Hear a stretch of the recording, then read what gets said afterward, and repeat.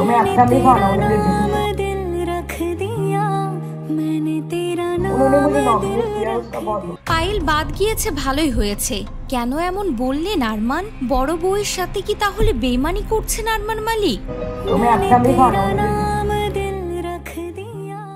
অনিল কাপুর আরমানকে জিজ্ঞাসা করেছিলেন যে পায়েলকে বের করে দিলে কি হবে। আরমান উত্তর দেন, আমি প্রস্তুত। যদি তাকে বের হয়ে যেতে হয় তাহলে সে বাড়ি ফিরে যাবে এবং আমাদের 4 সন্তানের দেখাশোনা করবে। অনিল জবাব দিল, ছিটভি মেরি और পাদভি মেরি। এরপর পায়েলকে শো থেকে বাদ পড়ার ঘোষণা দেন তিনি। বিগ বস OTT 3 এর প্রতিযোগী পায়েল মালিককে দর্শকদের কাছ থেকে পর্যাপ্ত ভোট না পাওয়ার কারণে রবিবার রাতে শো থেকে বহিষ্কার করা হলো। ইনস্টাগ্রামে এই নিয়ে জিও সিনেমার অফিসিয়াল পেজ থেকে খবরটি ঘোষণা করা হয়। একটি পোস্টও শেয়ার করা হয়েছে। পায়েল তার স্বামী আরমান মালিক এবং তার দ্বিতীয় স্ত্রী কৃতিকা মালিকের সাথে এই শোতে প্রবেশ করেছিলেন। প্রথম দিন থেকে তারা ছিলেন চর্চার কেন্দ্রবিন্দুতে, কিন্তু শো শুরুর প্রথম সপ্তাহে উচ্ছেদ করা হয় পায়েল মালিককে। তারপর থেকেই সেই বিষয় নিয়ে শুরু হয়েছে জোর জল্পনা। পোস্টে পায়েলের একটি ছবির সঙ্গে ক্যাপশন সহ শেয়ার করা হয়েছে। ক্যাপশনে লেখা, জনতা তাদের রায় দিয়েছে, পায়েল মালিক এখন বাড়ির বাইরে। পোস্টটিতে প্রতিক্রিয়া জানিয়ে পায়েল একজন ভক্ত লিখেছেন, দীপক, মনীষা,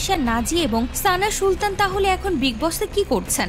সম্পূর্ণ অন্যায় এবং পক্ষপাতিত্বে ভরা এই সিদ্ধান্ত। প্রতিযোগীর প্রতি বিগ বসের কর্মকর্তাদের এই অন্যায় আচরণের কারণে বিগ বসকেই বয়কট করা উচিত, এই বলেও দাবি জানিয়েছেন অনেকেই। অন্য একজন মন্তব্য করেছেন, পায়েল মালিক যোগ্যই ছিলেন, তিনি ইতিমধ্যে তার অনুরাগীদের চোখে একজন বিজয়ী। তবে সবাই ক্ষিপ্ত হয়েছেন আরমান যখন বলেন পায়েলকে বাদ দিলে ভালোই হবে, কেননা নেটিজেনদের ধারণা বরাবরই ছোট বউকে সাপোর্ট করেন আরমান মালিক আর পায়েলকে সবসময় অবহেলা করেন তিনি। তো ভিউয়ার্স, আপনাদেরও কি তাই মনে হয়? অবশ্যই কমেন্ট করে জানাতে ভুলবেন না।